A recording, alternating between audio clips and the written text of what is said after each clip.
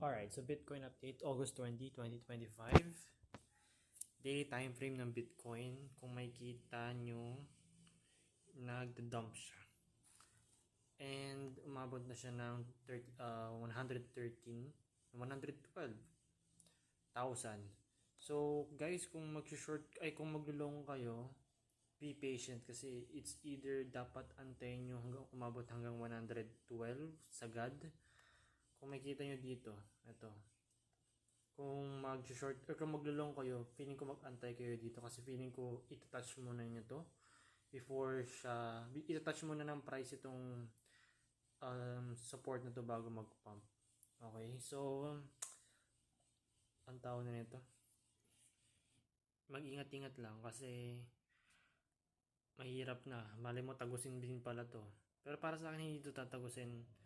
Huwag lang magkaroon ng bad news or bad catalyst. Okay. So MACD pababa. RSI nag-cross na rin pababa. Okay. So kung ang next move nyo ay ang gagawin nyo is kung trader kayo, short time trader, mag-futures kayo, mag-short kayo dito around dito.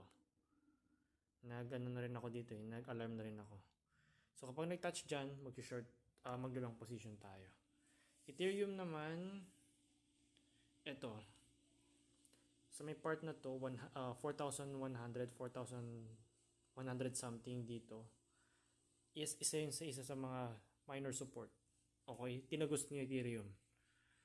So akala ko dyan na magbabounce. Pero kung makikita nyo itong line na to, ito.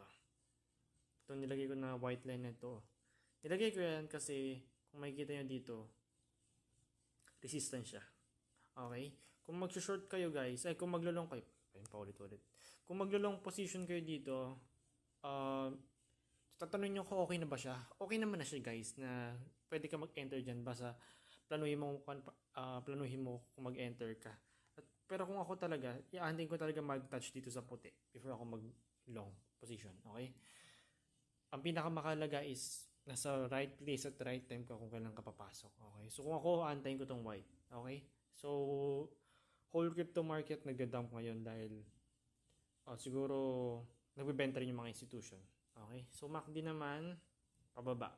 So Ethereum, Bitcoin, lahat ng cryptocurrency bumabagsak. Okay? So i-expect ko dito magbabounce to once na makuha nila yung mga support nila. Okay? So para sa akin hindi pa to bear market. May rate cuts pa. Malapit pa pwede maging good news. Okay? So yun lang for today's update. Okay guys, bukas ulit. Peace out.